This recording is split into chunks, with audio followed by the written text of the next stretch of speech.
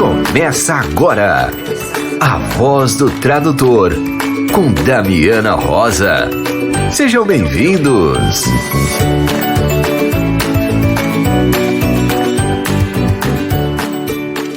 Olá, querido ouvinte da Voz do Tradutor. Aqui é a Damiana Rosa e no episódio de hoje você vai conferir. Inscrições abertas para o curso de tradução médica do Traduza. E2B está com inscrições abertas para seu curso de formação de tradutores. O Instituto Goethe convida para a 4ª edição do Burburinho Literário. Conheça o troféu Arte em Movimento e confira a dica de leitura da semana, que é com a editora Léxicos. Danilo Nogueira lembra que tradução é uma estiva e a pausa para o café é um bate-papo delicioso com a maravilhosa Rafa Lombardino. Nós conversamos sobre a sua linda trajetória profissional e as suas diferentes áreas de atuação dentro da tradução. Abordamos também os avanços tecnológicos e como tudo isso impactou na tradução. Falamos também sobre as fake news que rolam na internet sobre a profissão e os projetos lindos da Rafa, como o podcast Translation Confessional. Então, vamos lá? Damiana, quais são os assuntos desta semana? Vamos ficar por dentro da programação do Traduza com a Kátia Santana. Olá, ouvintes da Voz do Tradutor. Aqui é a Kátia Santana do Traduza e eu estou aqui para informar para vocês que estão abertas inscrições para a nova turma do nosso curso livre de tradução médica inglês-português. O curso está organizado em 8 módulos de teoria e prática de tradução e 2 aulas bônus, com professores renomados e especialistas na área da saúde. As aulas terão início no dia 29 de setembro e serão às terças e quintas, das 19 às 21h10. As aulas são 100% online, ao vivo. A carga horária total do curso é de 64 horas e a coordenação está a cargo da professora Patrícia Jimenez Camargo. Mais informações em nosso site www.traduza.com.br. Traduza com S de saúde. Também estão abertas inscrições para os 2 últimos módulos do nosso curso avançado em tradução da área da saúde. Tradução na área farmacológica e patentes, com a professora Beatriz Araújo, que será às segundas-feiras, das 19 às 21h10 e terá início no dia 5 de setembro. E Fundamentos de Anatomia Humana para Tradutores, com a professora Cristiane Griffin, que será às quartas-feiras, das 19 às 21h10, com início no dia 14 de setembro. A carga horária desses 2 módulos é de 10 horas cada um e os 2 são 100% online com aulas ao vivo. Mais informações também em nosso site www.traduza.com.br. Aguardo vocês lá em nossos cursos. E2B está com inscrições abertas para seu curso de formação de tradutores e nós vamos ficar por dentro das novidades com a colega Amarilis. Olá, aqui é a Amarilis da Interpret2B e estou passando para avisar que nós estamos com as inscrições abertas para o curso de formação de tradutores. As aulas começam no dia 15 de setembro.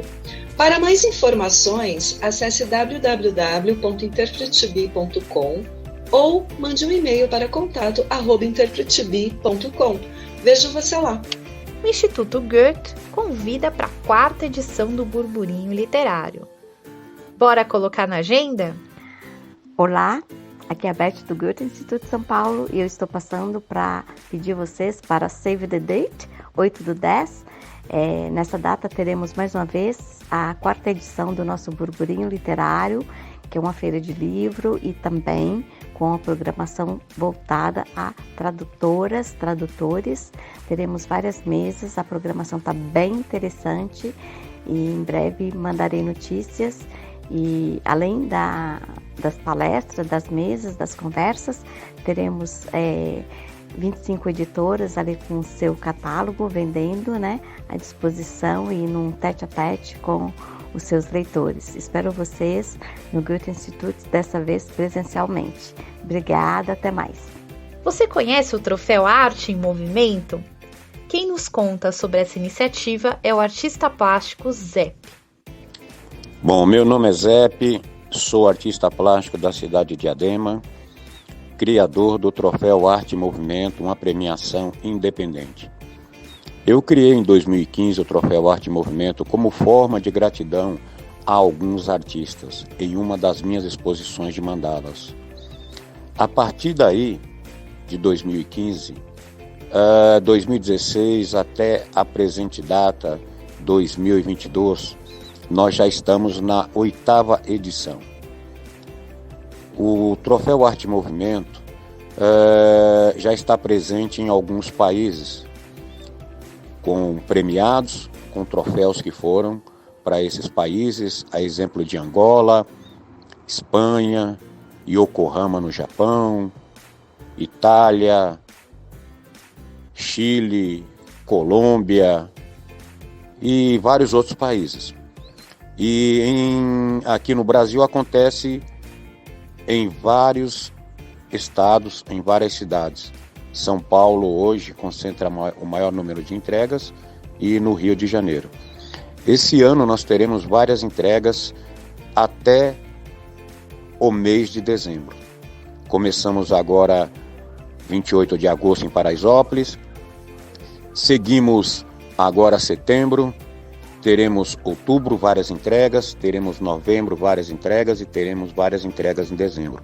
A maior e a mais longa premiação da história. No dia 4 de setembro, em Diadema, no Teatro Clara Nunes, vai acontecer a entrega para 140 indicados. E nós teremos, no mesmo dia 4, uma entrega em Bangu, no Rio de Janeiro, e uma entrega em Guarulhos, no Teatro Adamastor. 3 entregas no mesmo dia. O troféu, ele é feito com as minhas próprias mãos, um a um. A criação sou eu que faço todos os anos, cada ano é um modelo diferente. E esse ano nós temos um troféu que leva a mensagem por um mundo melhor com arte. De 2015 até 2021, entregamos 3.672 troféus. Com a edição 2022, provavelmente nós chegaremos numa totalização de 5.000 troféus. 5.000 artistas em 8 edições. O troféu Arte em Movimento não cobra por nenhum troféu, todos são dados gratuitamente. Não existe patrocinador. Existem comissões de artistas que se organizam nas suas cidades, nos seus estados, e todos se somam, todos se unem para que o troféu Arte em Movimento aconteça. Nessa edição, serão 140 artistas e agitadores culturais premiados em Diadema. Eu aproveito para agradecer a indicação e o carinho do jornalista e radialista Milton Júnior, que me indicou para essa premiação. Que possamos juntos manter a arte viva e vibrante. Leitura da semana com a editora Léxicos.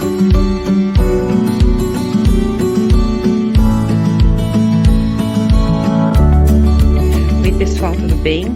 Eu sou a Thelma Ferreira, da Léxicos, e estou aqui com a dica de leitura da semana. A obra Tradução de Quadrinhos no Brasil, Princípios, Práticas e Perspectivas, dividida em 3 seções, uma história em construção, as especificidades e outros territórios, é organizada por Kátia Hanna e Denis Silva Reis. E cada capítulo apresenta discussões de feras da área de HQ. O prefácio é de Bruno Porto e de John Milton, e o pós-fácio de Augusto Paim. Acesse nosso site e veja o folheado do livro. E aí, gostaram da dica? Se quiser adquirir nossos livros, acesse nosso site www.lexicos.com.br. Até a próxima. Um abraço! O avesso da tradução, com Danilo Nogueira.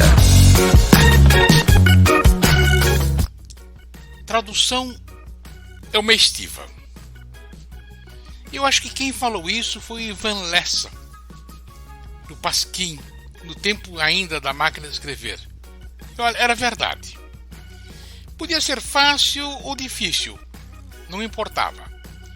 Tinha que bater tudo aquilo, letra por letra, página após página. Havia ainda os números, uma desgraça para quem, como eu, traduzia finanças. O corpo ficava moído. Doía perna, doía braço, doía costas, doía tudo.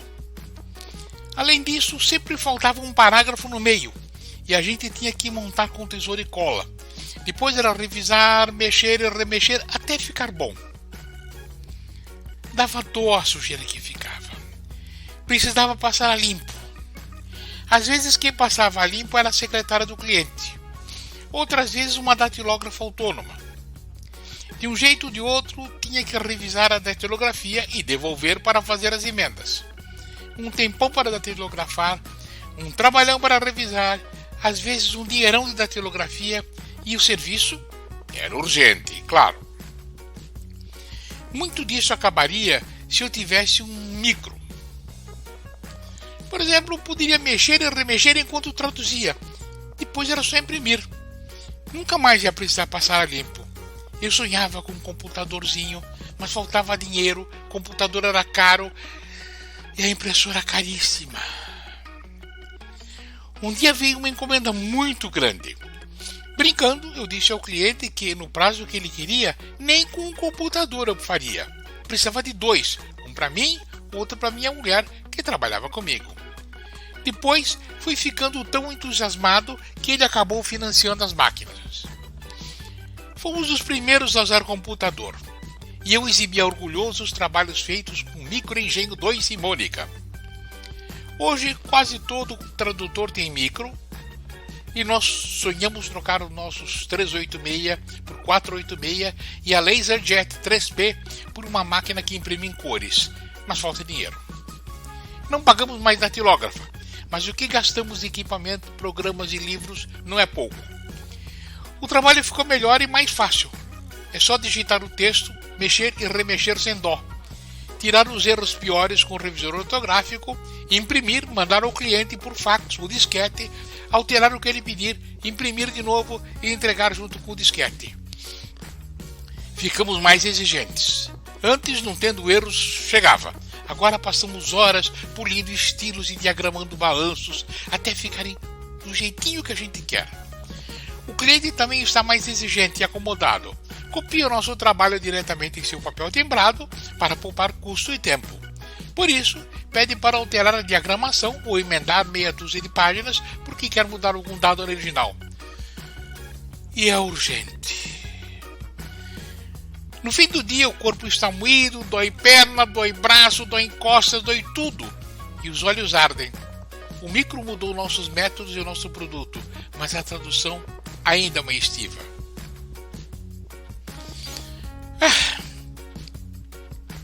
O texto acima foi escrito por mim e publicado pelo jornal O Estado de São Paulo, conhecido por Estadão pelos mais íntimos, no dia 2 de agosto de 1993. No caderno de informática, que então saía nas segundas-feiras. Numa arrumação de papelada, eu topei com ele e achei que valia a pena reciclar aqui. Agora, quase 30 anos depois, não se manda mais serviço para aprovação via fax, ninguém tem mais fax, nem se entrega a forma final em disquete, ninguém mais usa disquete, vai tudo via internet. Entretanto, no fim do dia, o corpo está moído, dói perna, dói braço, dói nas costas, dói tudo, e os olhos ardem. O computador mudou nossos métodos, nosso produto, mas a tradução ainda é uma estiva. O fomos, usado aí acima, é porque na época a minha hoje falecida mulher ainda trabalhava comigo. Espero que você tenha gostado dessa minha lembrança e que volte a semana que vem para me fazer companhia de novo. Obrigado e até! Ah, que tal uma pausa para o café? Na voz do tradutor, entrevista.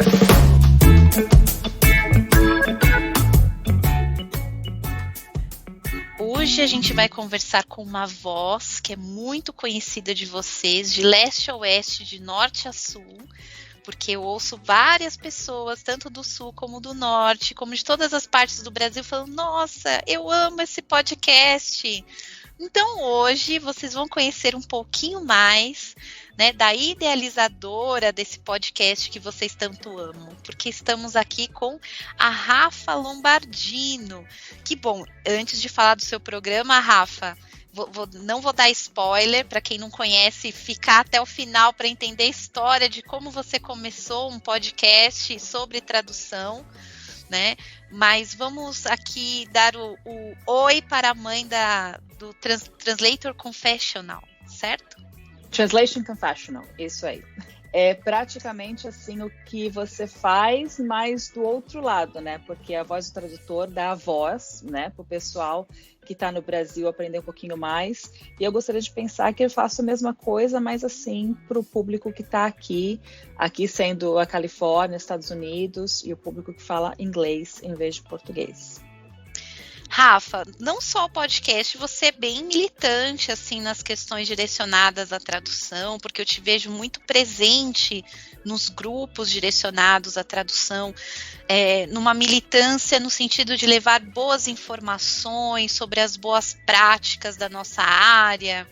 Então, assim, desde já eu agradeço, acho que em nome de todo mundo, né, esse trabalho que você faz de formiguinha, de estar sempre disponível, em enviar um material, em apontar uma boa iniciativa, tirar dúvidas dos iniciantes. Então, a gente tem essa imagem de muito carinho sua aqui, né? Mesmo você estando longe, né? A gente sente o seu abraço daqui. Então, muito obrigada, eu fico feliz de você estar aqui, né? Para mim é emocionante poder gravar esse momento com você. Mas Rafa Lombardino não nasceu a tradutora, né? Eu queria que você contasse um pouco da sua história para os ouvintes. Claro, então, eu nasci em 1980, né? Eu brinco com todo mundo, me respeito meus cabelos brancos. Quando eu cheguei aqui era tudo mato, porque eu tô nessa vida de tradução há muito tempo, mas é uma coisa assim que nasceu lá no começo, nas minhas primeiras aulas mais sérias de inglês, porque a gente no Brasil sempre aprende inglês desde o jardim da infância, né? Aprende as cores, os animais e tal. Mas a primeira aula séria que eu tive de inglês na escola foi aos 10 para 11 anos, na quinta série. Foi quando tinha livro, tinha prova, era uma coisa mais séria, né? E eu simplesmente me apaixonei pela possibilidade de poder aprender um outro idioma. Não só saber palavras, mas poder me comunicar num outro idioma. E era o inglês, que era o mais, assim, né, difundido no Brasil, nas escolas, no nosso programa que a gente tem na escola. E aí eu pedi para os meus pais, né, enchi a paciência deles, me ajuda, como é que eu faço, me coloca numa escola e tal. Então eu fui fazer as aulinhas de inglês, né, aos 11 anos de idade. E eu simplesmente me apaixonei, e com a diversidade de material que a gente sempre teve disponível, né? E logo entrou TV a cabo, e com algumas revistas que você podia comprar, livros e tal, eu tive bastante acesso ao idioma, e um dia descobri que existia uma pessoa do outro lado quando a gente consumia o material que foi originalmente escrito em inglês, no caso, e que foi para o português. Foi aí que eu descobri que existia a figura do tradutor, da tradutora, na parte de filmes, né, com as legendas, na parte de literatura, com os livros que eu ia consumindo em português, né, sem achar o original em inglês. E isso foi indo até que eu me formei no curso de inglês, passei a dar aulas de inglês e fazer a tradução como bico. Né, começou em 1997, a tradução começou como um bico. Aparecia alguém lá na escola de inglês, quando eu estava dando aula, e falava assim, eu preciso disso aqui para a escola, preciso disso aqui para trabalho. E aí foi indo, eu fui pegando uma tradução aqui, uma tradução ali, mas eu só, assim, percebi que isso podia ser uma carreira mesmo, que eu podia trabalhar com tradução, quando eu comecei a faculdade. Eu fiz jornalismo, não fiz letras como muitos dos nossos colegas de profissão. Eu fiz jornalismo Eu E quase aí, fui pro jornalismo, viu, Rafa? quase. E eu tô descobrindo que vários dos nossos colegas ou foram pro jornalismo como primeira formação, ou quase foram. Então eu acho que a gente tem um pezinho cá, um pezinho lá, né? Sim, e ajuda, né? Porque você aprende a usar a língua portuguesa como instrumento para poder comunicar, para poder persuadir.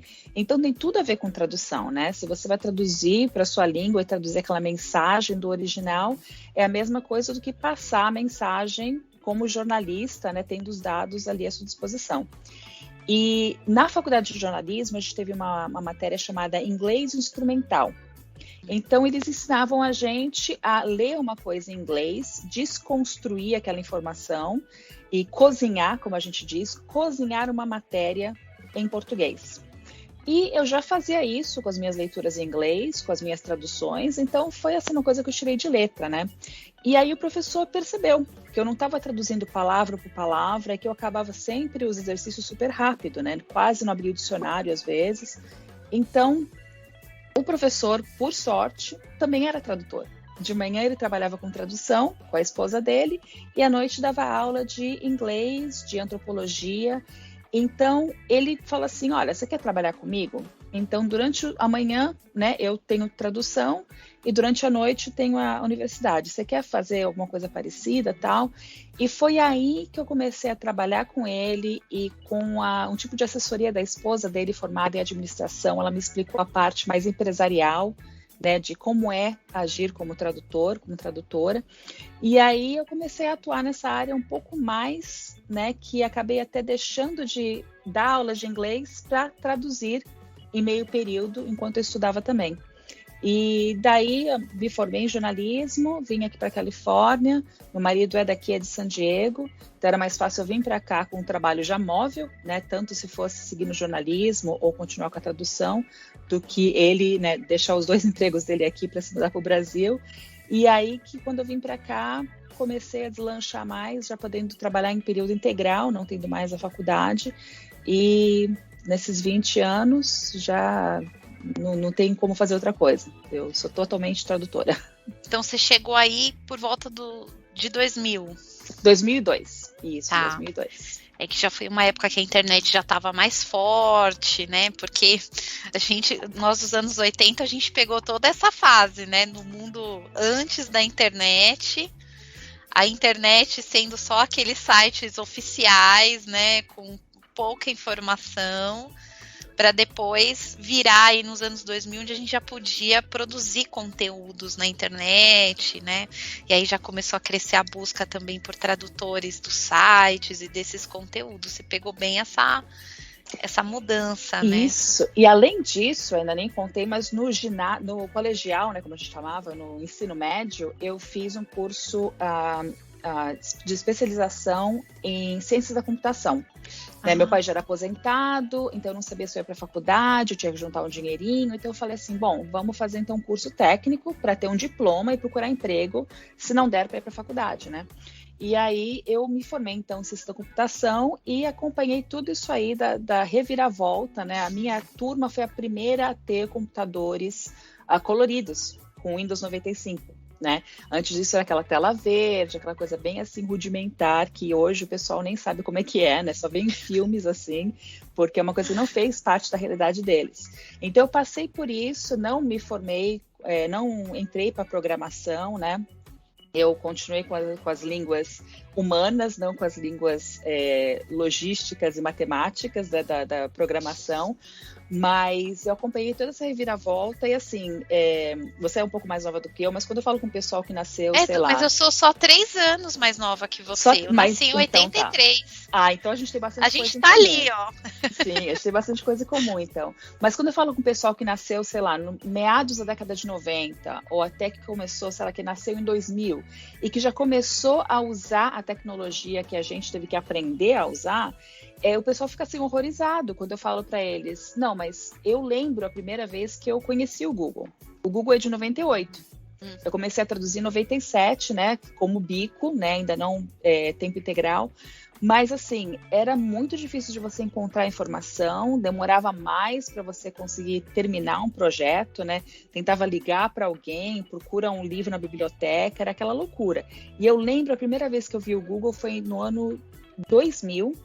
Eu estava na primeira aula assim, que a gente tinha mais prática de redação jornalística, e o amigo falou assim, você quer procurar uma foto, tal, né? Vai no Google, eu aprendi que tem esse Google, tal. Então eu lembro de estar sentada no laboratório com meu amigo, e eu abri o Google e tará, aquela coisa toda mudou, né? E hoje em dia a gente não vive sem o Google, porque a informação fica tão mais fácil de obter, né? Você encontra a informação e lê artigos, e vê fotos, e vê ilustrações do que você está traduzindo.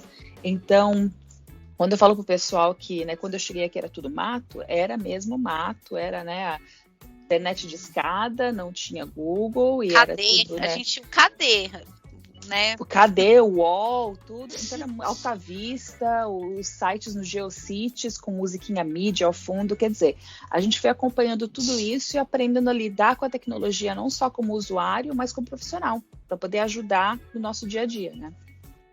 Entender ainda para que servia aquilo, né? A gente tinha internet na mão, mas a gente ainda não entendia para que ela poderia servir, né?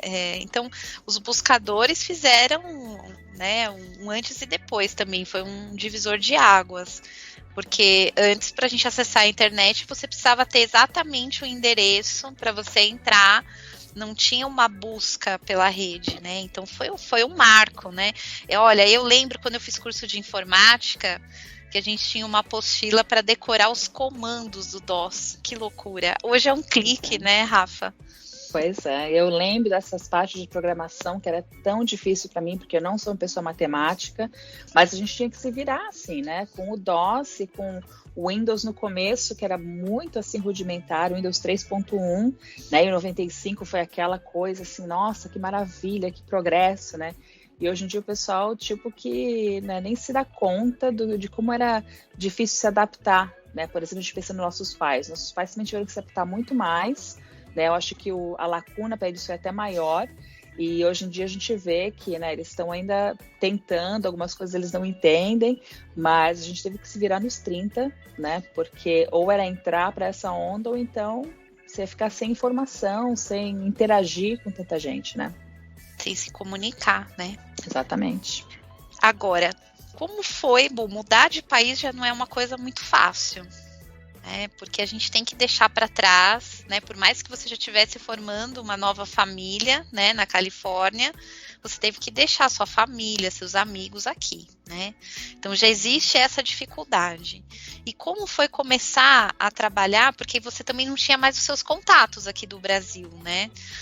Como foi conseguir essa primeira cartela de clientes aí? Porque uma reclamação que a gente recebe muito, Rafa, eu tô fora, eu não conheço ninguém, eu não sei como que faz, né? E você conseguiu fazer isso numa época em que a gente não tinha tantas ferramentas, não existia LinkedIn, né? O Facebook estava começando ainda, não tinha muito essa direção tão profissional, o que tinha eram os grupos do Orkut, né? E aquelas listas do Yahoo, né? Que a gente se comunicava muito por ali. Como que você fez, assim, com tão, né, quer dizer, com tão menos ferramentas você conseguiu, né? Contar um relato, assim, seu. Como que você teve essa jogada de se apresentar como tradutora num país novo? Então, eu volto para a internet, porque foi o que me ajudou a manter contato com a família e com os amigos, né? Porque eu me mudei para cá no final de 2002. Já tinha o Messenger.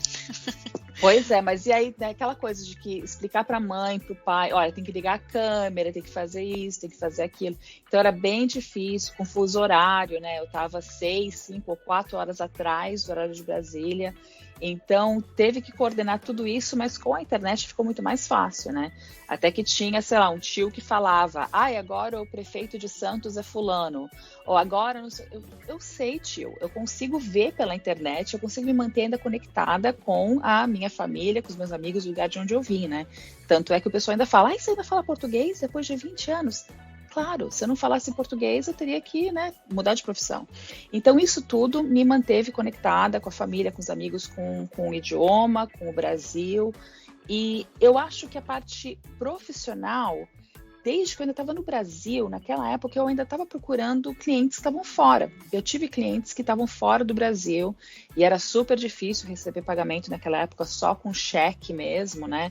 E aí o banco comia metade do seu cheque quando você recebia o pagamento, né? PayPal estava começando, tal. Então eu acho que a minha mudança assim para encontrar clientes não mudou tanto quando, né, eu fiz a mudança física, porque eu já estava procurando clientes não só do Brasil, né? Claro que eu perdi alguns clientes que estavam no Brasil, porque eles falavam assim, agora é mais difícil de pagar, porque você está fora do Brasil, e o dólar com o real não compensa, tal. Então, alguns clientes eu fui deixando para trás, mas a busca, assim, essa coisa de procurar clientes e encontrar trabalho, eu acho que a minha estratégia sempre foi a mesma, né? Procurar em tudo quanto é lugar e aproveitar qualquer oportunidade, porque você nunca sabe, né? Sendo freelancer, sendo autônomo, você nunca sabe de onde vai surgir seu próximo cliente. Você pode estar conversando com uma pessoa tal e a pessoa conhece a outra pessoa, tal recomendação.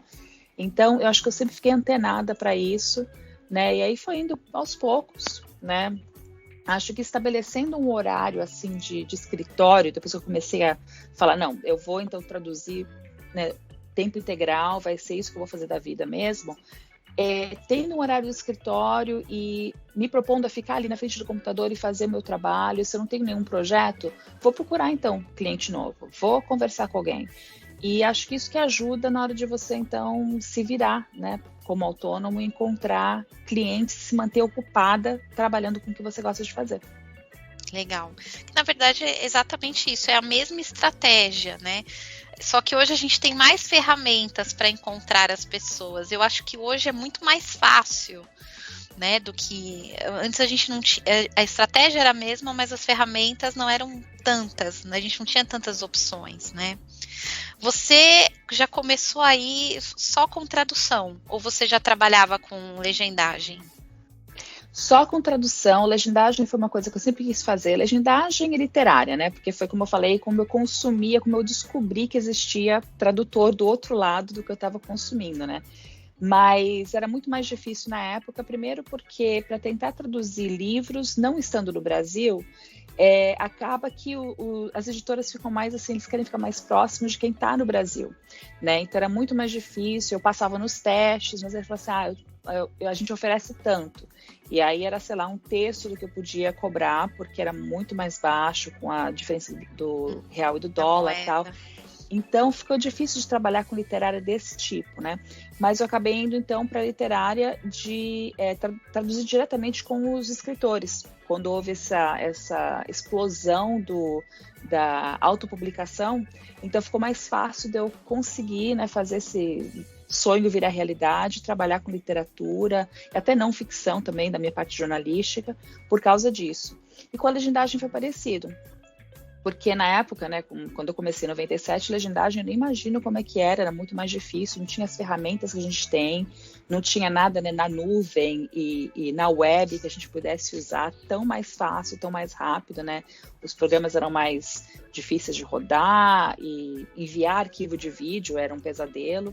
Então eu comecei bem assim, engatinhando, acho que foi em 2005, com coisas publicitárias, comerciais, e foi ainda assim com os clientes que eu já tinha, que precisavam de não só documento, mas também a legenda para coisa assim empresarial deles, né? E daí você já pegou o digital, né? Sim, já foi o digital. Mas mesmo assim, ainda com dificuldade naquela época, né? E aí, hoje em dia, com as plataformas de streaming, então, crescendo, claro que é muito mais fácil você encontrar clientes na área e aprender ferramentas novas, né? É uma coisa muito mais imediata do que era na época.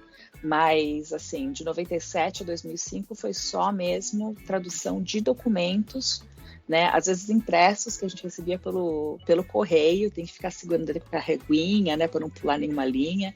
Mas aí foi indo, evoluindo, e por isso que eu falo bastante com os meus alunos sobre tecnologia, porque eles, que são mais novos, não imaginam como é que era na nossa época, quando a gente começou. Então, tem que não só aprender o que está vendo hoje, mas tem que ficar já ligado no que vai aparecer amanhã, né? Se você se ficar ali bem assim à vontade com o que você está fazendo e não querer aprender o que pode aparecer mais para frente, aí você vai ficar muito limitado, né? É muito rápida essa mudança, né, Rafa?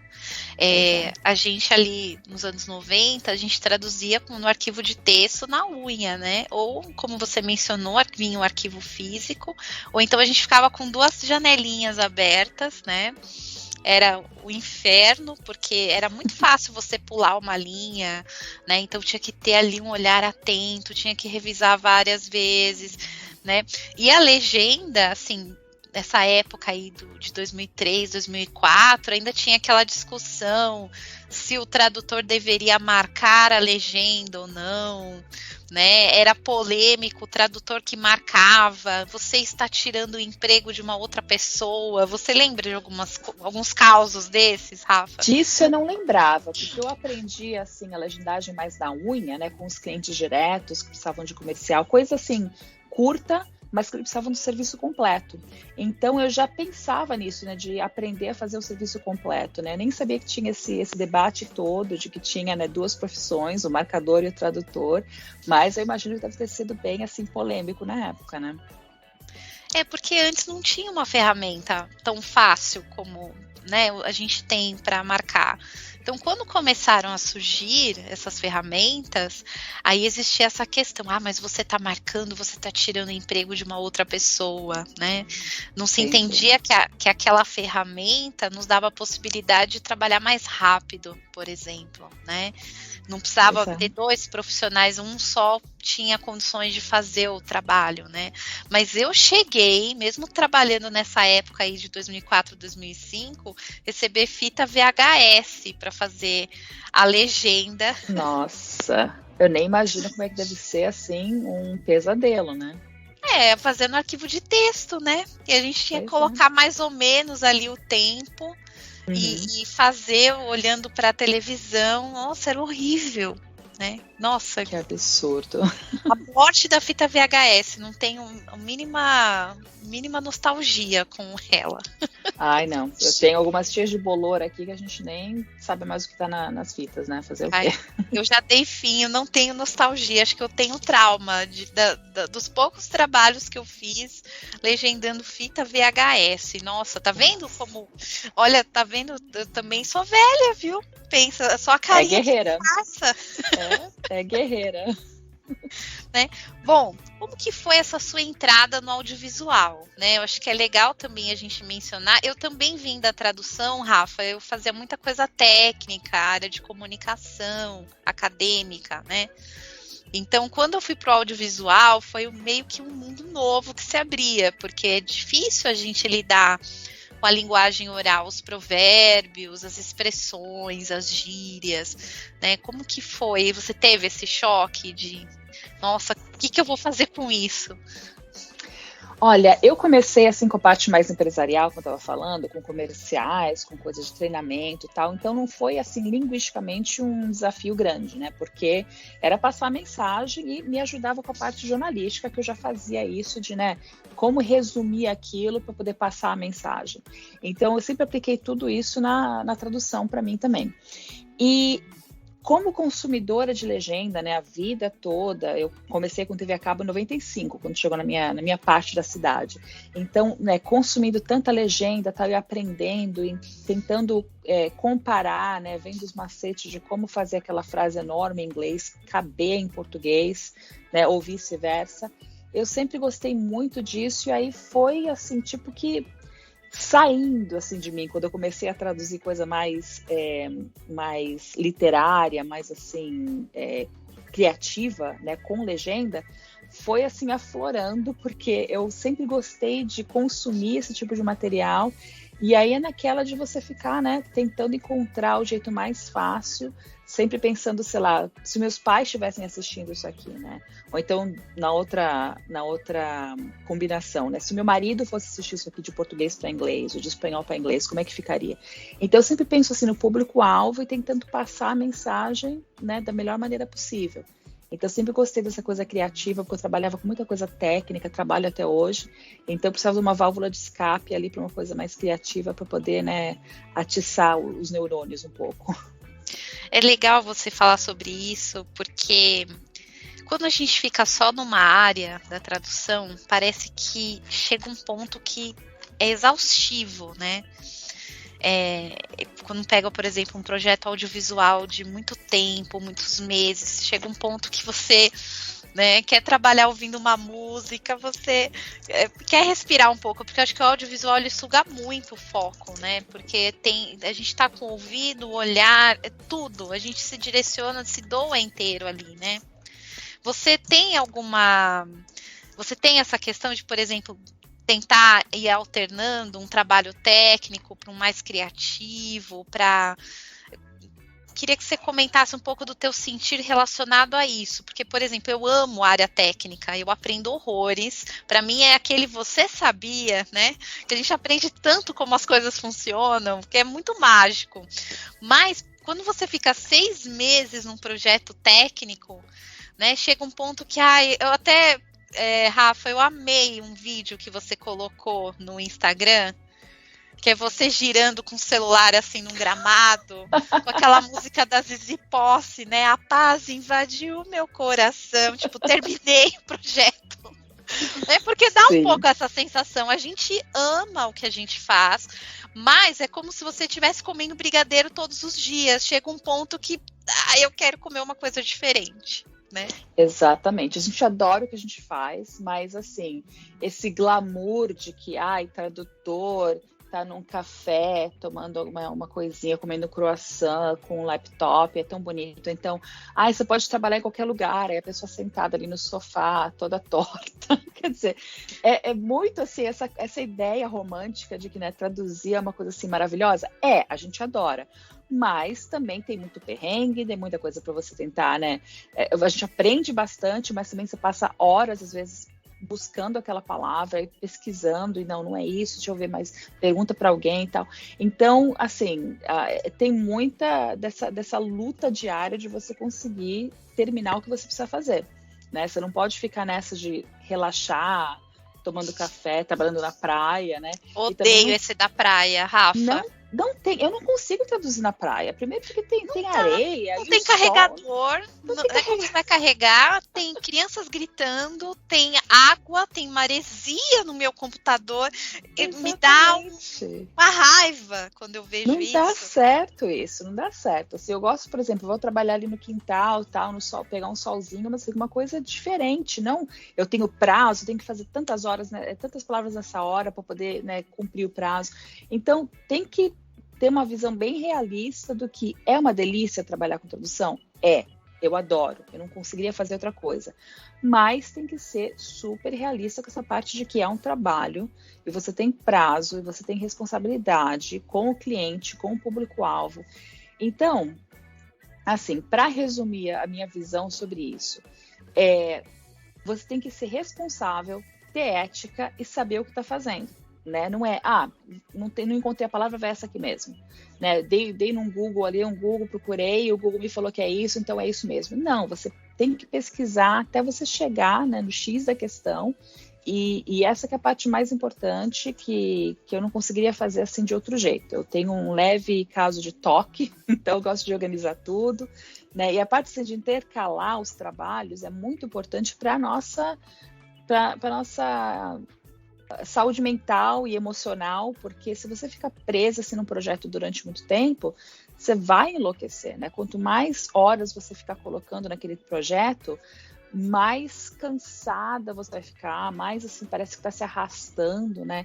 Então eu pego projetos grandes, mas eu falo, eu vou trabalhar durante 1h30 nele, fazer uma outra coisa, depois eu volto mais 1h30, fazendo assim, porque se você fala, eu vou trabalhar durante 8 horas por dia nesse projeto, você não vai render a mesma coisa, né? Então eu gosto de sempre ficar trocando de marcha, sempre fazer uma coisa aqui, uma coisa ali, igual hoje, antes da nossa conversa, eu coloquei 2 horinhas num livro, depois eu vou fazer um trabalho técnico que entrou, depois amanhã eu vou fazer outra coisa, porque assim ajuda você a deixar o cérebro descansado, né? Você encontra mais rápido até as palavras, você não precisa ficar pesquisando tanto, você fica mais imediato e fica mais natural para o público-alvo poder ler a sua informação, né? Sendo técnico ou sendo literário ou de legendagem, criativo, fica mais fácil você intercalar do que ficar ali, né, se martirizando durante horas e horas e horas para tentar, né, terminar aquele projeto. Às vezes, sei lá, assiste uma horinha de um seriado que você está assistindo, só para espairecer,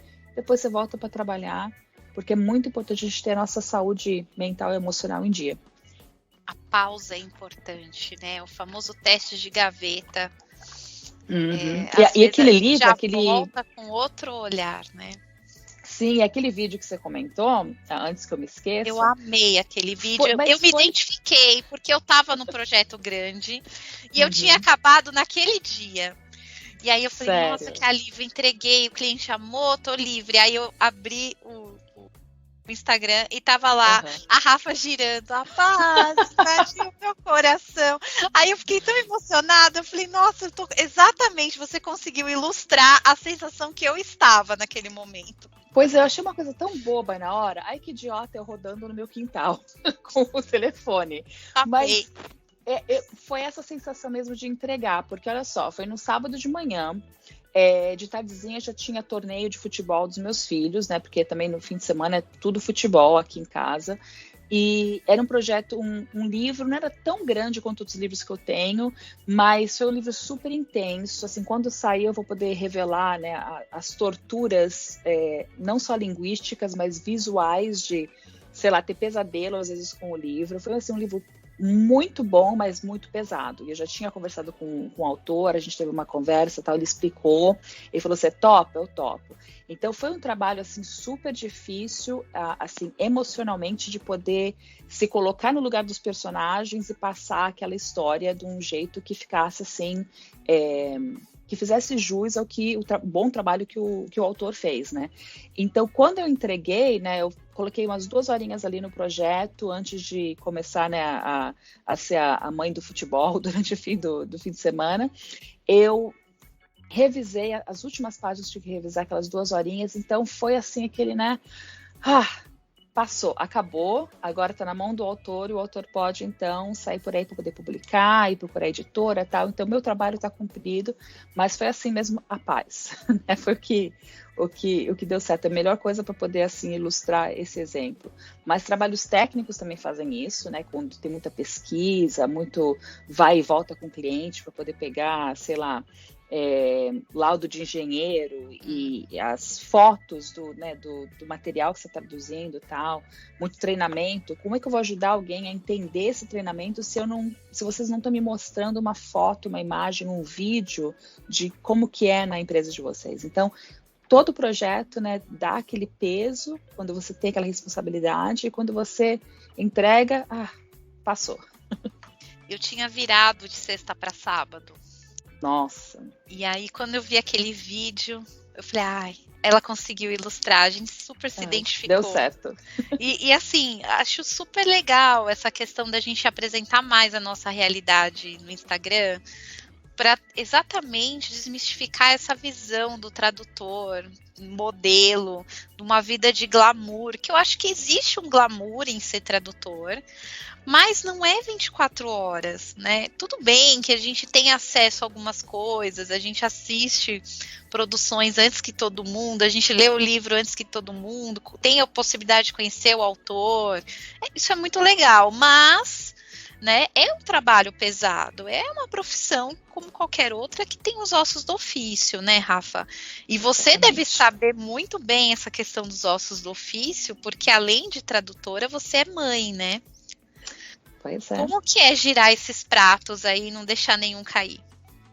Bom, eles agora estão grandinhos, né? Minha filha vai fazer 14, meu filho vai fazer 10. Então é muito mais fácil, mas... mas estão aborrecentes, né, Rafa? Não tão... Olha, desde sempre eles estão aborrecentes, né? Eu nem posso falar isso porque o meu filho, desde 2 anos de idade, sempre foi aborrecente. Então eu não posso nem falar assim que agora está mudando por causa da idade, da fase. Não, sempre foram assim. Mas não tem aquela coisa de que, eu vou parar o que eu tô fazendo agora para trocar uma fralda, porque eu não posso deixar a criança esperando com a fralda cheia, né? Mas aí aquela pausa para parar, trocar a fralda, brincar, tocar galinha pintadinha para eles, alguma coisa assim, já me ajudava a espairecer, né? Então, hoje em dia eu faço assim, esses intervalos são diferentes. Eu não preciso trocar a fralda, não preciso dar comida na boca, não preciso amamentar, mas sei lá, a gente vai e cozinha juntos. Já falei para eles, eles estão jogando videogame agora. Já falei para eles, eu tenho uma conversa marcada. Quando acabar a conversa, a gente vai fazer a comida. Porque eles queriam arroz, queriam linguiça, tal. Então a gente tirou tudo, deixou na geladeira.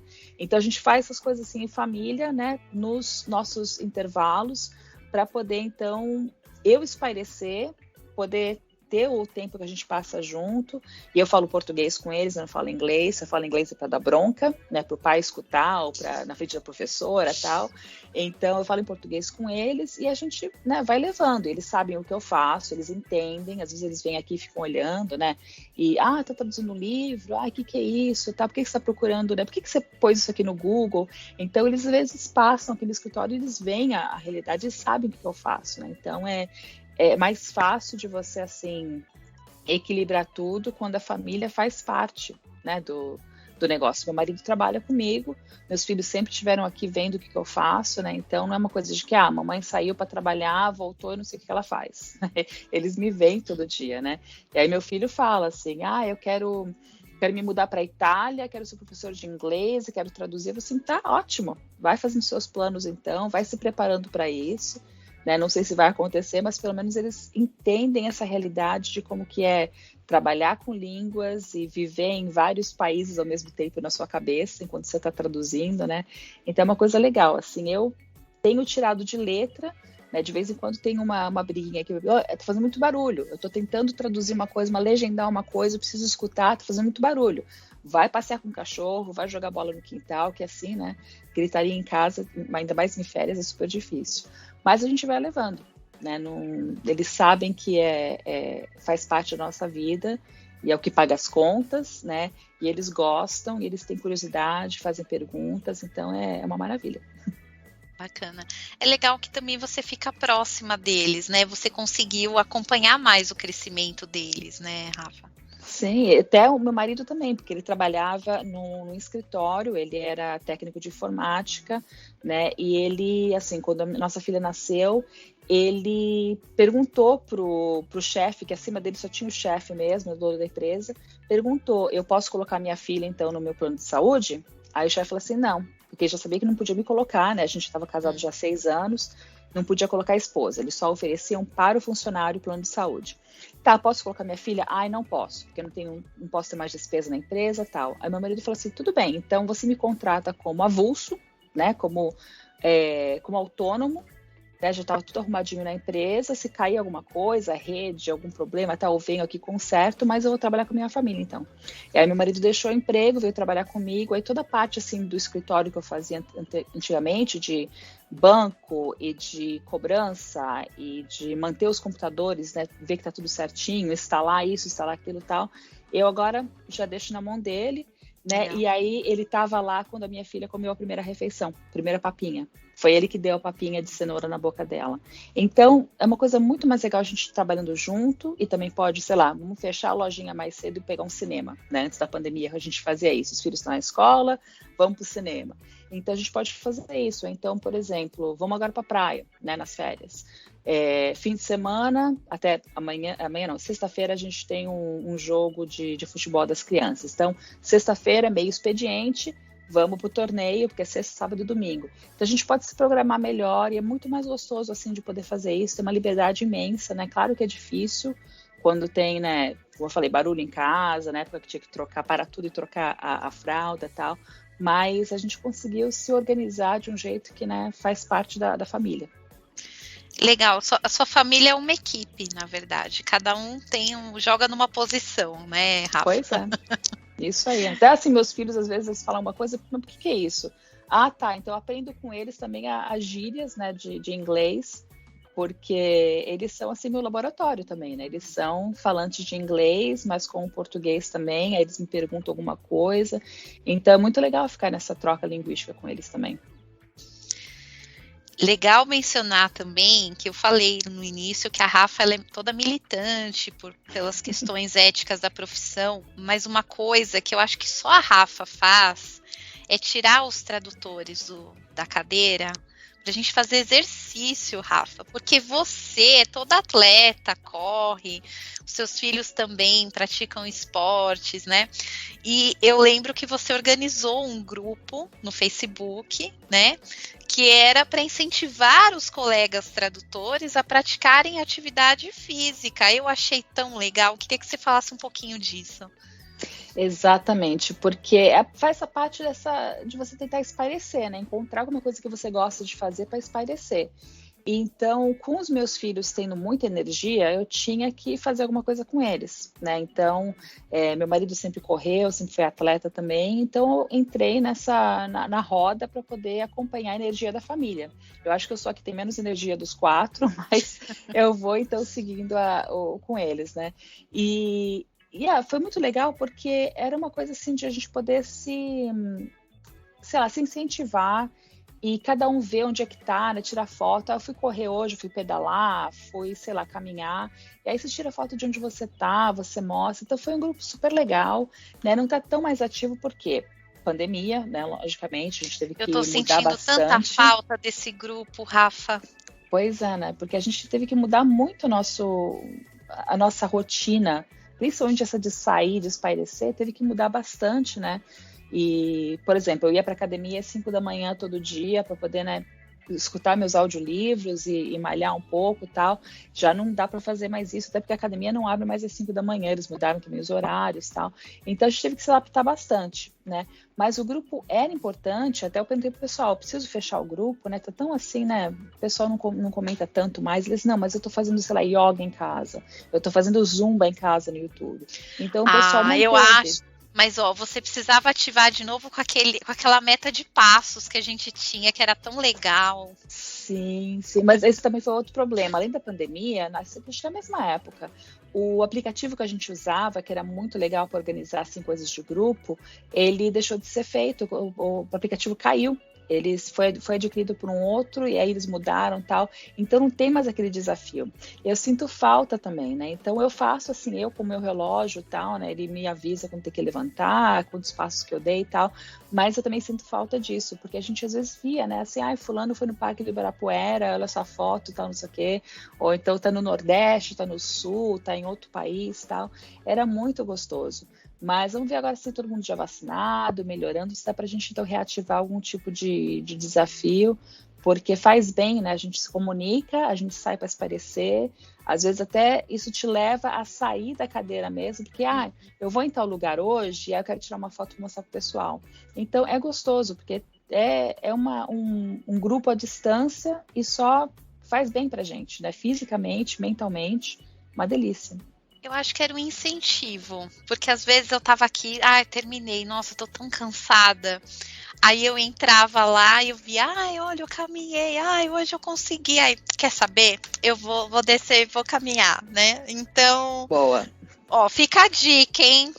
Vamos reativar nosso grupinho da atividade física. Tá vendo como a Rafa, além de nos apoiar e nos trazer sempre boas informações, a Rafa também era a nossa treinadora. Porque ela acabava, vamos colocar uma meta aí, né? Então isso era muito legal, né? Falando também nessas questões, eu queria que você falasse um pouquinho sobre a ATA, né? Como que foi o teu processo de se associar na ATA? E eu sei que você tem um trabalho muito bonito lá de levantar a bandeirinha da língua portuguesa dentro da associação. Então, eu queria que você dividisse também um pouquinho dessa tua experiência. Isso, então eu sempre fiquei procurando coisas para poder melhorar, para poder conhecer mais, saber de outras pessoas como é que eles fazem para lidar com o dia a dia, com tradução ou com interpretação. Eu não faço interpretação, mas eu gosto de aprender, né, o que o pessoal faz, ver os desafios que eles têm. E aí eu estava na época estudando na UCSD Extension, que hoje é UCSD Extended Studies, é a Universidade da Califórnia em San Diego, e eles têm o curso de inglês e espanhol para tradutores, né?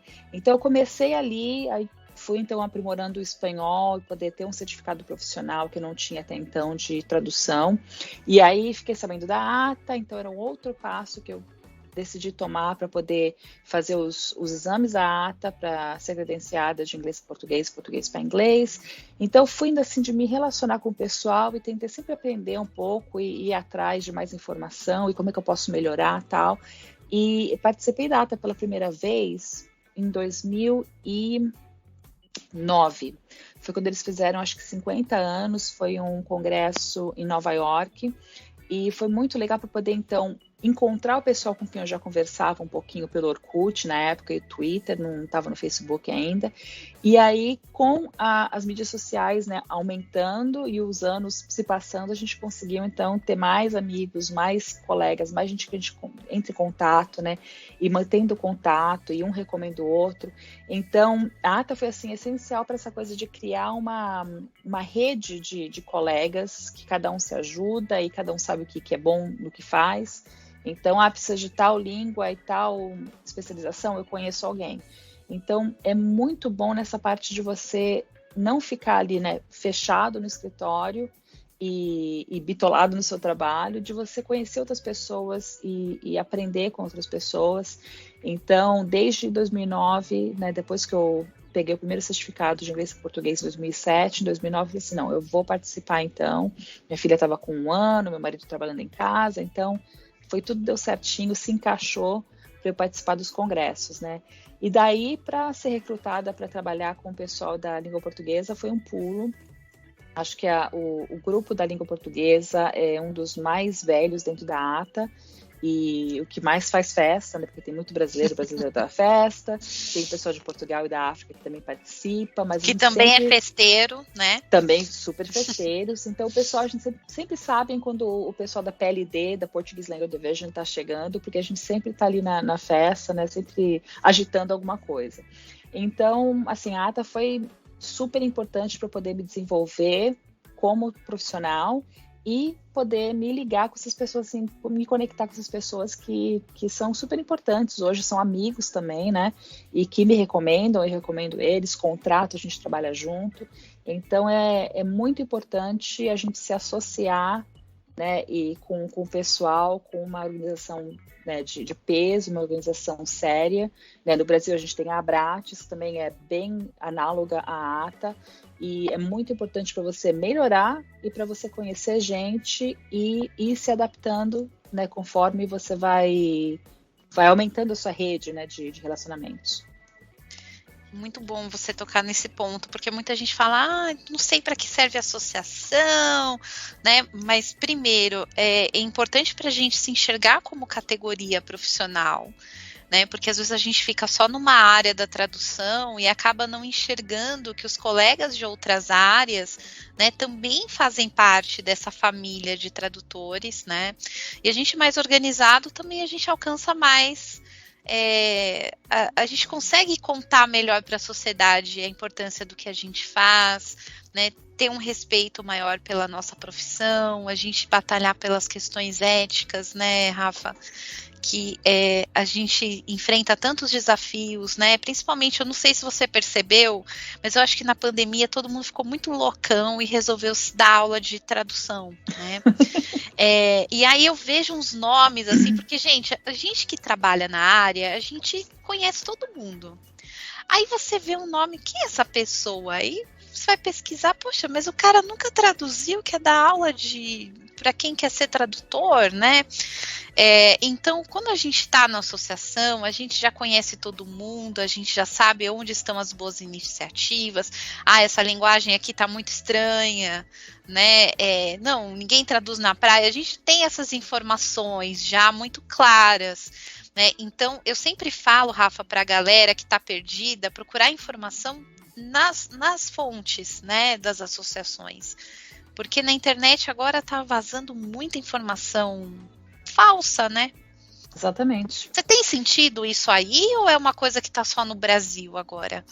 Esse não, negócio tá em tudo quanto é lugar. Não, até seja assim, tradutor e fique milionário. Sim, né? Em 15 dias você aprende a traduzir e você vai ganhar 100 mil por ano. Eu já converso com outras pessoas e é muito difícil porque a gente não sabe como combater esse mal, né? Porque ele se multiplica. Isso veio do marketing, né? Todo esse pessoal que, né, os coaches da vida, que vão falar assim, eu vou te ensinar como você alcançar a paz de espírito. Eu vou te ensinar como, sei lá, você virar um atleta melhor. Eu vou te ensinar como comer melhor. Tem vários por aí, né? E aí acabou entrando na tradução, como não podia deixar de ser, né? Uma hora ia ter que entrar na nossa área. E é muito difícil porque Eu vejo muita gente gastando dinheiro com esse pessoal que fala que tem a chave, né, para tudo, vai abrir portas e em 15 dias você está pronto. E é muito, muito difícil você ver a pessoa se matando de estudar com uma pessoa errada, aprendendo errado e gastando dinheiro com isso, né? Então, assim, eu já conversei com outras pessoas e o que a gente pode fazer? A única coisa que a gente pode fazer é divulgar a informação correta, né, bater essa tecla de que as associações, organizações são lugares muito mais confiáveis para você poder encontrar informação. E né? Você tem informação boa de qualidade até gratuitamente, mesmo sem ser Com associado. Certeza, né, com Rafa? certeza. Porque, ó, a Rafa é o melhor exemplo disso. Ao invés dela ficar lá falando, né, como você praticar atividade física, não, eu pratico, quem quer praticar comigo? Olha a diferença do discurso, né? A Rafa não cobrou de ninguém para entrar no grupo, né? O aplicativo que era usado era um aplicativo grátis. Percebem a diferença, né? É diferente de você fazer uma mentoria ou fazer um curso para você conhecer ferramentas, mas ninguém está prometendo para você mundos e fundos, porque minha avó já falava, quando o milagre é muito grande, o santo ia, né? Exatamente. É muita coisa de que eu tenho todas as respostas que você precisa e se você me pagar essa quantia, eu vou te contar tudo. Não dá. Como é que o pessoal não vê que isso é, né, enganação? Porque muitas vezes a pessoa não vive disso, a pessoa não trabalha com tradução todo dia, né? Assim, vou te ensinar como você ganhar 100 mil por ano. Tá, mas a pessoa pode até ganhar 100 mil por ano, mas é vendendo informação. Não sentando, trabalhando, né, e traduzindo o suficiente para ganhar 100 mil por ano. Quer dizer, a gente tenta esclarecer para o pessoal, né? Eu vou até assim falar assim, comentar por alto, mas assim, às vezes eu sou atacada por certas pessoas porque eles sempre acham que eu tenho outros motivos. Mas por que você está colocando isso no grupo? Por que você está trazendo isso aqui? Para que você faz esse podcast? Para que você fez o livro e tal? É para só deixar o pessoal saber que as nossas experiências podem ser parecidas, podem ser diferentes. Eu tive tanta dor de cabeça no começo, né, era tão difícil procurar informação, como é que eu faço e tal. Então, se eu puder evitar que uma pessoa tenha a mesma dor de cabeça que eu tive 10, 15, 20 anos atrás, por que eu não vou ajudar? Entendeu? Eu não vou ficar nessa linha. Só pode passar por aqui, assim eu vou ficar na porta, só pode passar para entrar para essa porta, para ver esse mundo maravilhoso onde eu vivo, se você me pagar não sei quanto. Não é assim. Então, é uma coisa que eu gosto de fazer, eu gosto de explicar, né? Eu dou aulas numa universidade, né? Eu tenho um livro, que o livro é pago, tal, mas é $8, $8,99, né? Não vai tirar dinheiro de ninguém, assim, deixa ninguém, né, liso. Quer dizer, claro que tem uma remuneração pouca com algumas coisas assim, mas, por exemplo, ninguém paga para acessar o podcast, entendeu? Ninguém paga para entrar num grupo, né? Igual o grupo que você falou da atividade física. Porque eu gosto de interagir com as pessoas, eu aprendo tanto com outras pessoas, né? Não sou esse oráculo de que eu sei tudo, né? Então venham para mim. Ninguém é, a gente aprende coisa nova todo dia, né? Todo dia tem um perrengue novo, todo dia é um leão novo que você tem que matar. Entendeu? Mas eu tenho matado o leão há 20 anos, então por que não falar assim, olha, usa essa arma que vai matar o leão mais rápido, entendeu? Então é uma coisa assim de você só viver em comunidade, né? Mas sempre tem gente que fica, mas quais são os seus interesses? Assim, o que você está escondendo da gente? Não estou escondendo nada, não estou escondendo nada. Mais importante você compartilhar. O que me dói é que a gente que está fazendo isso totalmente voluntário, todo mundo desconfia. Exatamente. E a galera que tá fazendo isso só com foco de ganhar dinheiro em cima de trouxa, que é o que eles estão fazendo, tipo, a pessoa não tem informação, então eu vou falar qualquer coisa ali, aí ninguém faz essas perguntas. Não, né? Ninguém se pergunta, ninguém quer saber por que os outros não têm alguns motivos diferentes. É engraçado, eu acho que quanto mais você dá, quanto mais você oferece, né, assim, pro universo, mais parece que o pessoal desconfia. E quanto mais você vira marqueteiro, quanto mais você fala assim, né? Olha, eu sou maravilhosa, né? Eu não tenho erro nenhum. Olha só como eu sou linda, perfeita. quanto mais você se vangloria de você ser assim, né, esse tipo de oráculo, mais o pessoal acredita. Então, eu tenho até um episódio que eu fiz sobre os gurus, né, gurus da tradução. Não cai nessa, porque quanto mais bonito for a embalagem, mais podre pode ser lá dentro, entendeu? Então, se tá muito bonito, muito perfeito e tal, desconfia, porque alguma coisa está errada aí, né? Eles estão querendo só assim, tipo, arrancar o seu dinheiro suado e falar que é um investimento, e na hora não vai te mostrar nada que você não poderia ter encontrado sozinho, gratuitamente, ou numa organização de respeito, numa universidade, num curso de respeito que tem um plano didático, não só uma pessoa sentada na frente da câmera e falou assim, olha, é assim, assim, assado, pronto, agora me dá o dinheiro, entendeu? Mas cada um. A gente não pode, né, salvar o mundo, a gente não pode abrir os olhos de todo mundo, então a gente faz nosso trabalho de formiguinha e vai tocando o barco, porque a gente também tem que trabalhar, né? A gente não vive de dar informação para os outros, né? Exatamente. Mas, né, você aí, ouvinte, que já usufruiu de uma informação que a Rafa mandou, foi legal, né? Ouviu um podcast que a gente vai falar agora sobre esse projeto da Rafa, leu o livro dela. Não custa dar um joinha, gente, ir lá, escrever, Rafa, valeu, obrigada, porque esse incentivo é tão importante, né, eu sinto isso, poxa, esse podcast aqui, quantas madrugadas eu já passei fechando podcast, né, e aí a gente recebe uma mensagem, pô, Damiana, esse episódio me ajudou, isso é uma motivação para a gente seguir em frente, porque a gente é retalhado, né?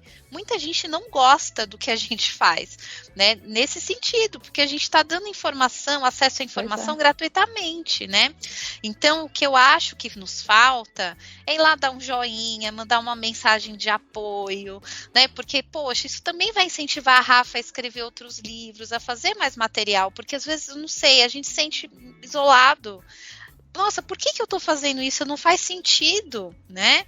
Então, eu acho que cabe também a gente trabalhar um pouco esse sentimento de gratidão, de parceria e começar a compartilhar as boas iniciativas, porque o que eu vejo, Rafa, é o pessoal pega, olha isso aqui, que horrível, aí compartilha, e essa pessoa, ela ganha visibilidade para uma coisa horrível que ela faz. E mas quando é o jogo dos algoritmos, uma coisa legal, a gente vê a coisa legal e não compartilha, caramba. É muito feio isso. Mas é o jogo dos algoritmos. Infelizmente, né, quando a gente quer assim, só falar assim, olha, aconteceu isso comigo, eu resolvi assim, ou então alguém tem alguma ideia de como eu posso resolver. Quando você só assim manifesta para o universo alguma coisa, né, acaba, como a gente falou, né, vendo assim, o que você está escondendo, né, uma coisa negativa.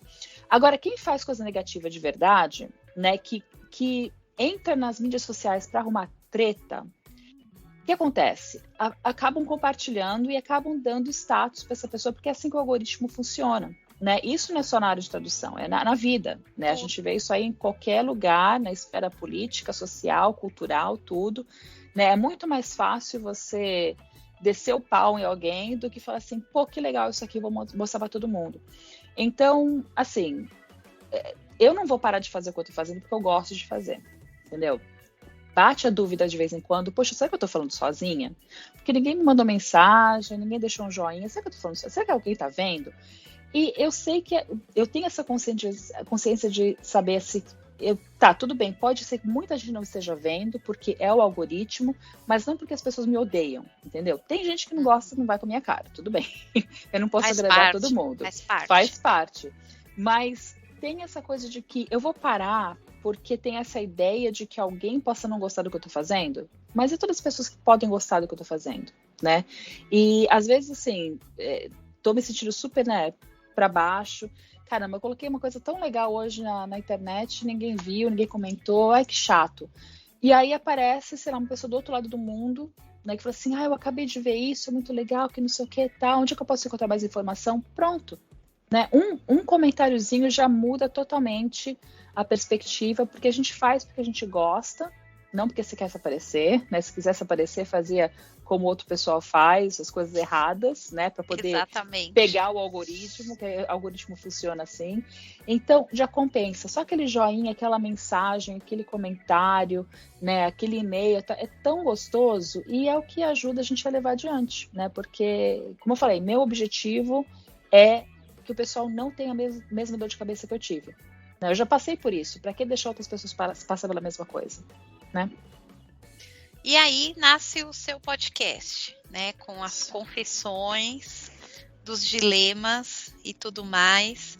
Queria que você contasse um pouquinho como que surgiu a ideia desse podcast, como é que foi gravar, porque assim, só quem grava sabe, né? A gente tem as questões técnicas que com o tempo a gente vai aprendendo. Nosso primeiro Voz do Tradutor, gente, eu tenho até vergonha, né?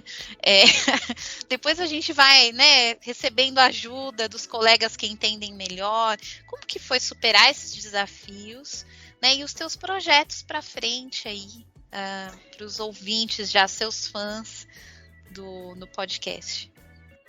Então, eu até vou dizer assim que foi uma coisa bem assim egoísta da minha parte, porque eu estava cansada de sair para caminhar ou ir na academia, ou então tomando banho, cozinhando e ficar pensando, caramba, é tão legal o que aconteceu hoje com o cliente, ou então é tão ruim o que aconteceu com o cliente hoje que eu tenho que contar para alguém.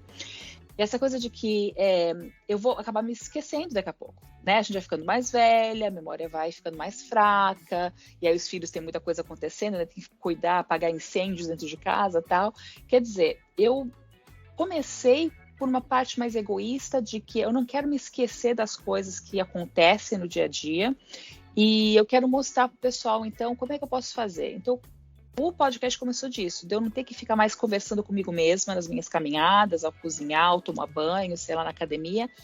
Então eu queria colocar isso para fora, né? Então foi uma necessidade que eu tive de colocar isso para fora.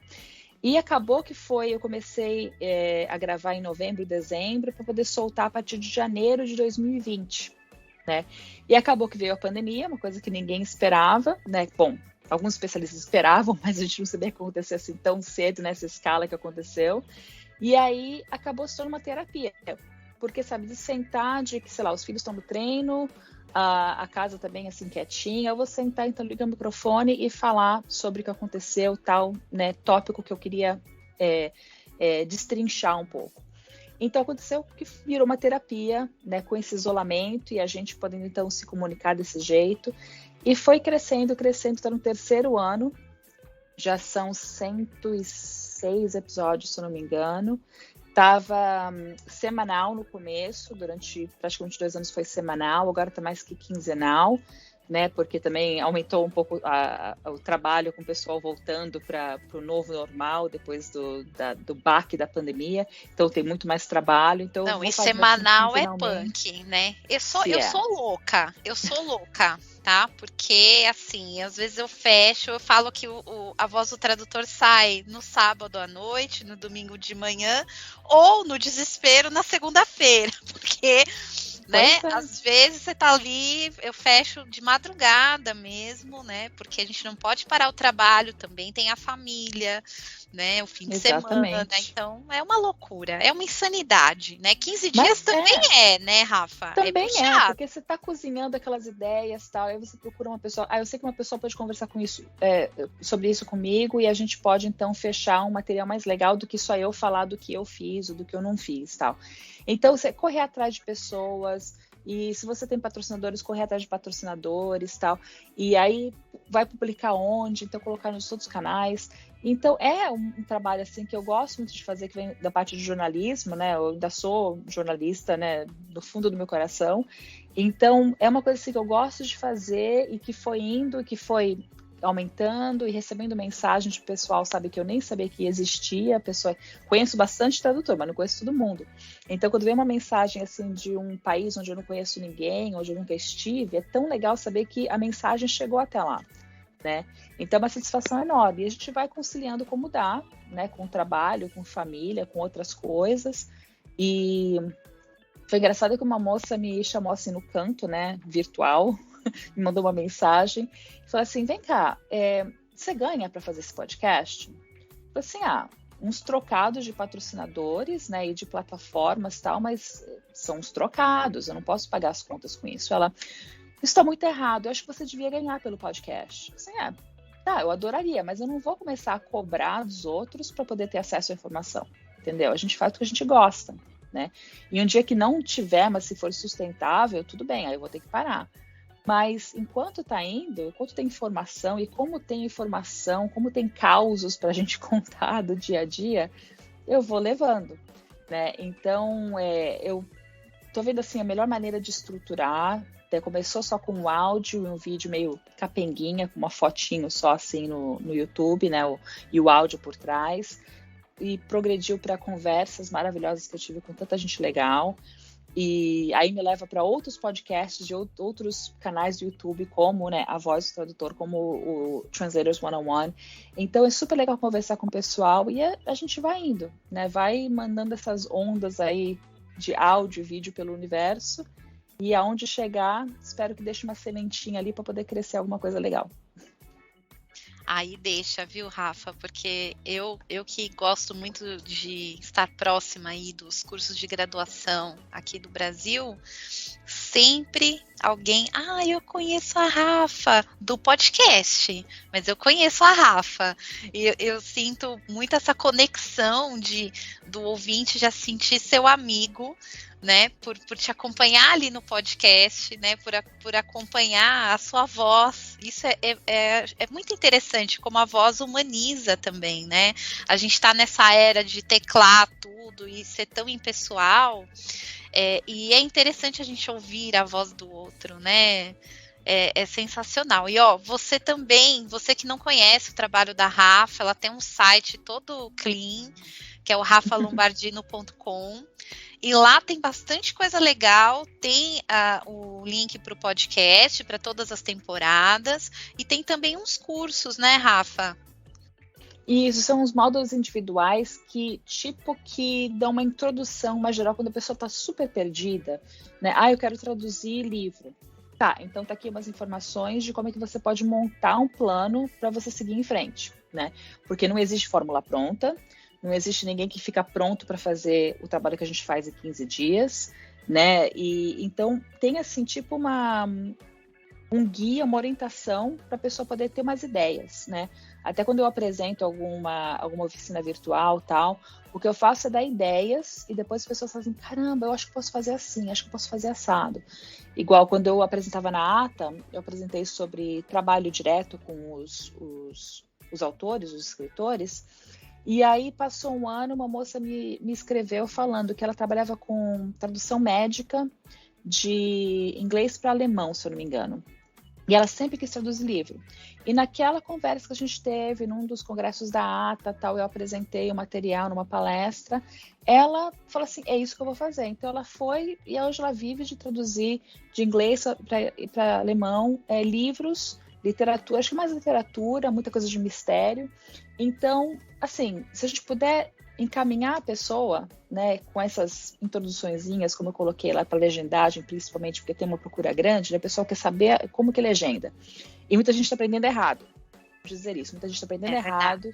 Muitos lugares, principalmente com as do YouTube, com as legendas automáticas, legenda feita, né, de qualquer jeito, o pessoal está aprendendo errado.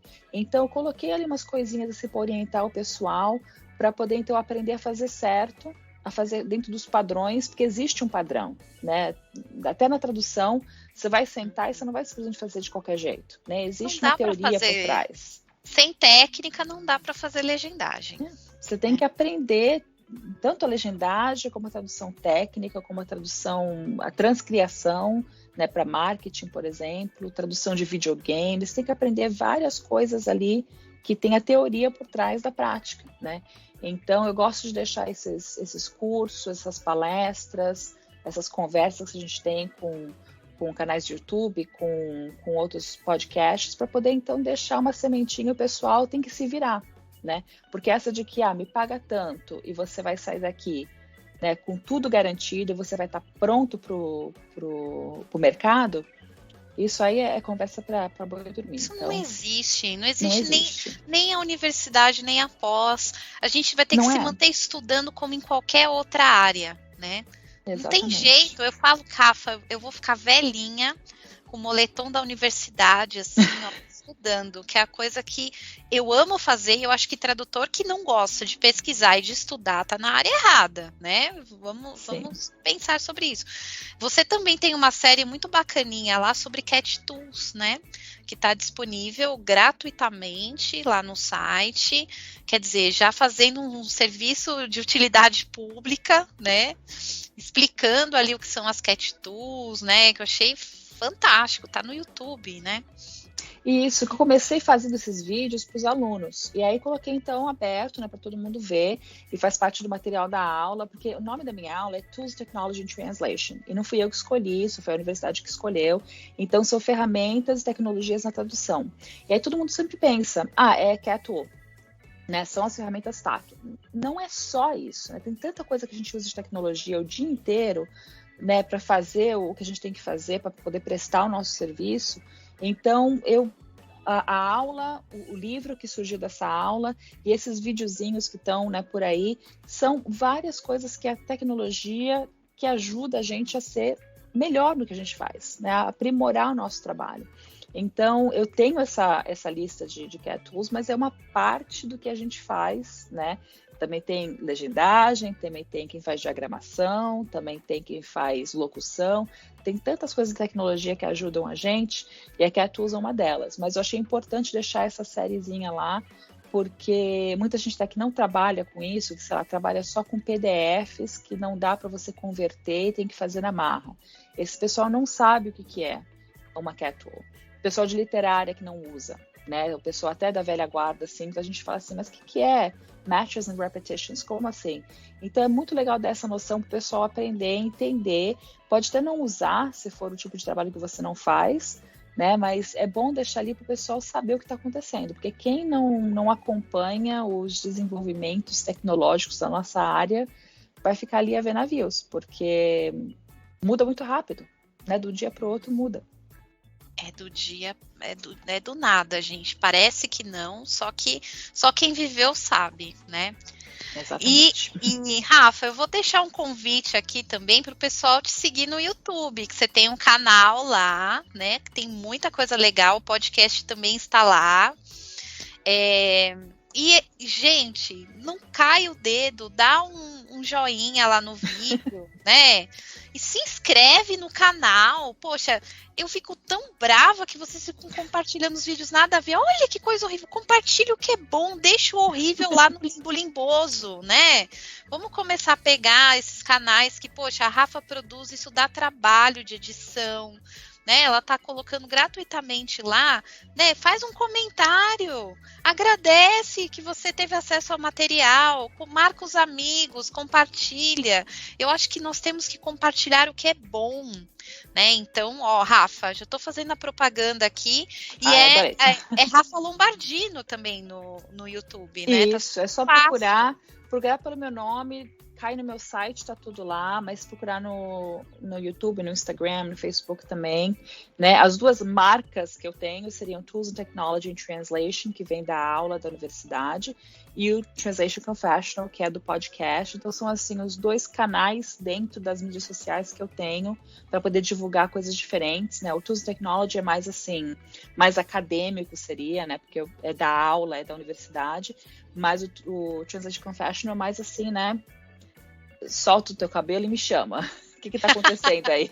É mais despojado, é mais assim, né, de você sentar e assim contar causos, né?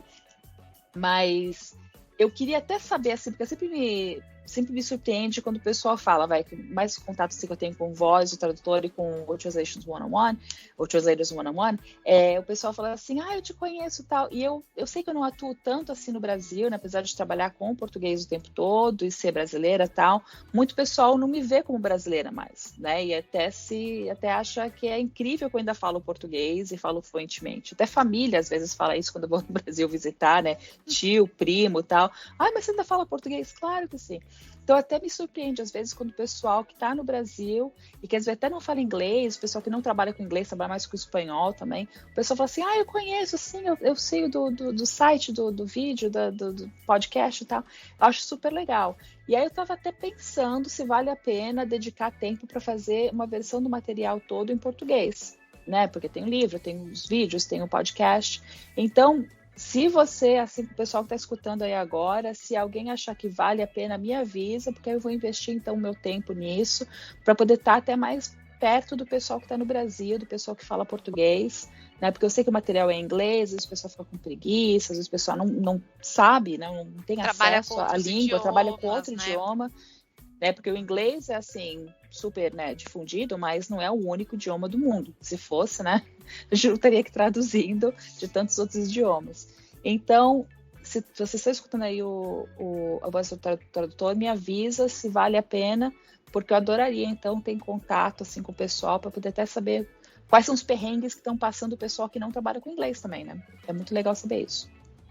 Então, gente, a Rafa é super acessível. Então, ela tá no Instagram. Coloca lá, Rafa Lombardino. Em qualquer rede, vocês vão encontrá-la. Ela responde super rápido. Eu tô facinho. Então, é super tranquilo. Rafa, pra gente ir fechando, eu queria só que você falasse do seu livro.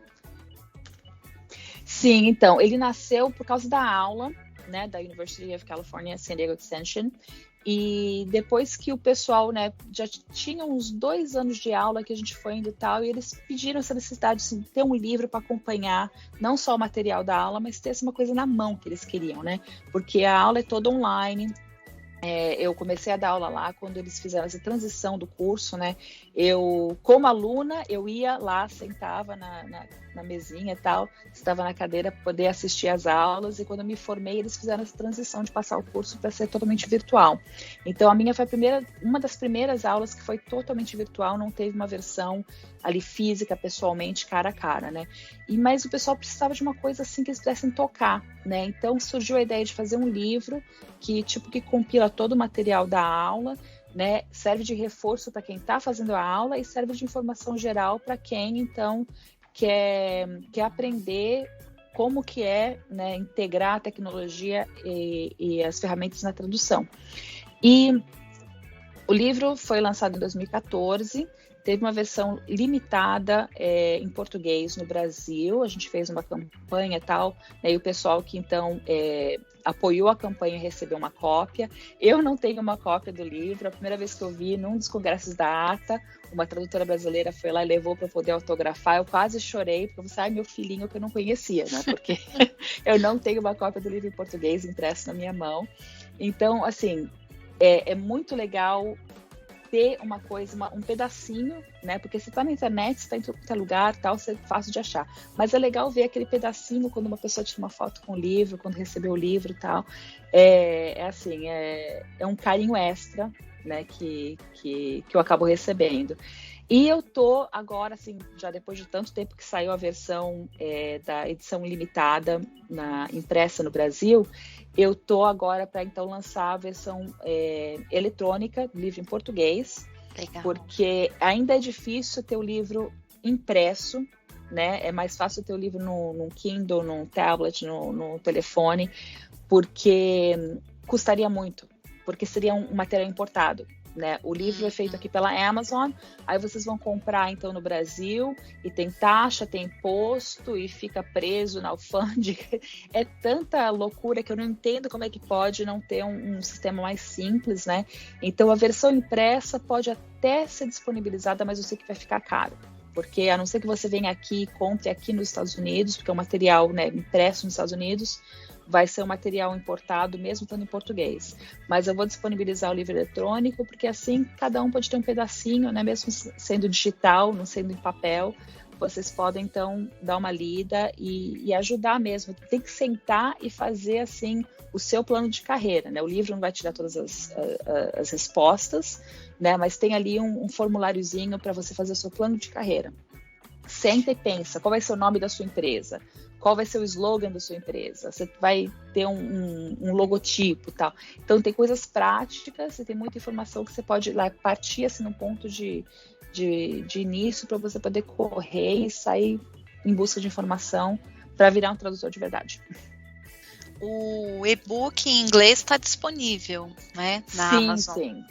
Tanto o impresso quanto o livro eletrônico em inglês está disponível já desde 2014, quando nasceu esse meu terceiro bebezinho. E o de português teve a versão limitada, a edição limitada no Brasil. E agora, então, vai sair a versão eletrônica. Eu posso até colocar também a versão em papel, mas eu já aviso aqui, sim, se vocês forem comprar no Brasil, vai ficar muito caro. Eu nunca cobraria um preço, assim, exorbitante para você poder ter um livro desse. Então, sei lá, se você vier para cá, para os Estados Unidos, tiver alguém que tem, vai viajar para o Brasil e tal, é mais fácil você comprar com endereço americano, né, do que você comprar e tentar converter moeda e imposto e frete, que fica muito salgado o preço. Não, mas agora no Brasil a gente já estamos na onda do e-book, viu, Rafa? A pandemia nos obrigou. Que legal. A pandemia nos obrigou a nos adaptarmos. Eu vou deixar o link na descrição do podcast para o livro, né, para o e-book em inglês. Mas, Rafa, você está convocada a vir aqui, voltar de novo, para avisar quando lançar o português, tá? Oba, pode deixar.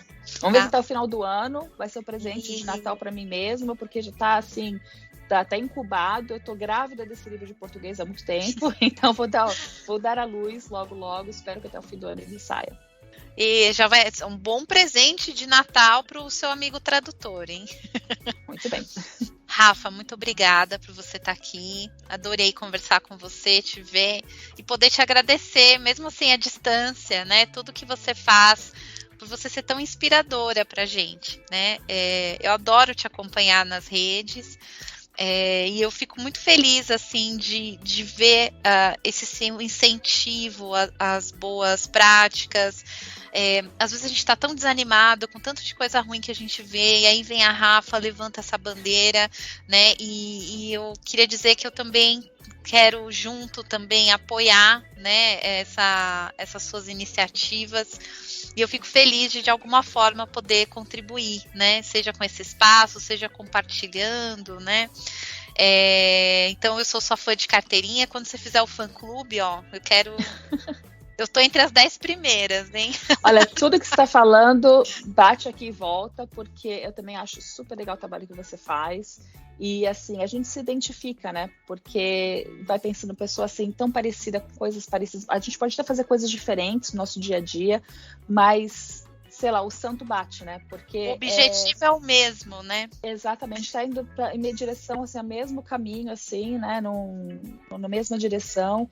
E admiro muito o trabalho que você faz, é muito legal, adoro também ver, assim. A gente já considera, assim, super amiga, a gente mesmo não tendo se conhecer, assim, pessoalmente, não se conheceu, mas considero assim, uma amiga de tradução que super feliz que a vida me trouxe, que a profissão me trouxe. Então, obrigada mesmo pelo convite e por tudo que você faz e pela força que você me dá. E obrigada, eu espero que saia um abraço presencial aqui. Vamos ver se a gente não se encontra aí num dos congressos da vida, né? E vou fazer a campanha aqui. Mande um abraço para a Rafa Lombardino, mande uma curtida, mande um comentário de incentivo, né? Porque mesmo de longe chega aqui.